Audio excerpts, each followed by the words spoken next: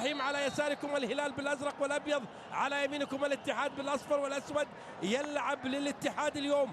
مبروك زايد، عبد الله عمر، حمد المنتشري، احمد عسيري، خطا مبكر وركله جزاء للاتحادين.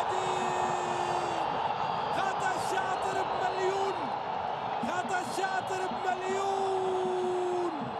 قال الضعف في الدفاع أكثر ما يتمناه الاتحاديون.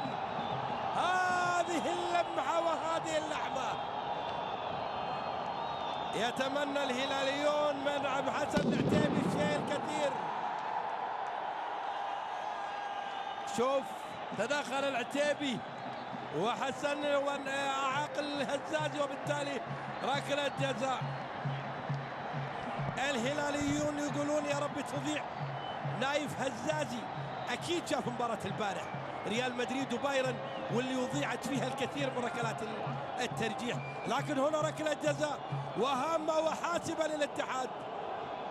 نايف هزازي يصدها العتيبي ولا ما يصدها؟ نايف يسجلها ولا لا؟ بنشوف. بداية مثالية للاتحاد في الشوط الثاني. نايف هزازي، نايف يلعب، برافو، جول.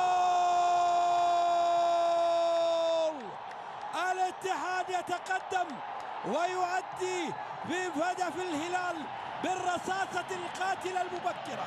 حتى الآن الأمور لم تحسم، ولكن الواقع يقول بأن الهلاليين سيبحثوا عن الفرص وسيجدوا صعوبة في الوصول للمرمى الاتحادي قياسا على عطاءاتهم في الشوط الأول.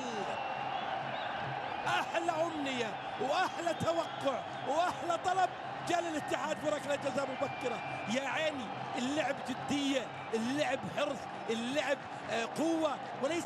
والهمسن يحاول ينطلق بهجمة هلالية، الكرة إلى والهمسن يحاول يبحث عن الأمام عن الفريدي، كرة مقطوعة تعود لصالح الاتحاد. محمد الراشد وهرماش، الكرة إلى الغنام على يسار ملعوبة، هجمة هلالية الآن إلى محمد الشلوب، الشلوب يبحث، الهلال يضغط، الزوري يمرر إلى من هنا؟ إلى محمد الشلوب، الشلوب الهرماش، هرماش سيسدد، بيغير رايه هرماش ويتقدم ويسدد، بيتقدم هرماش يسدد كرة، واو، سدد هرماش، برافو، هدف أثار سعادة الهلاليين، جول في الدقيقة 83.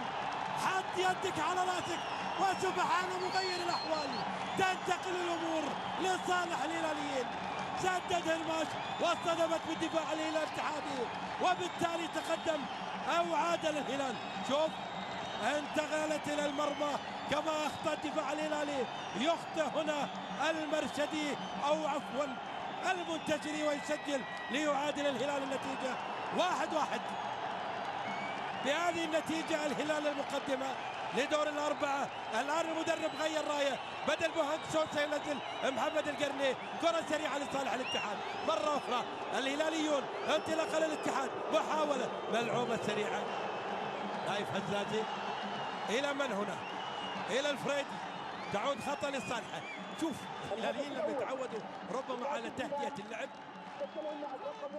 إذا هرماش سدد بالفعل.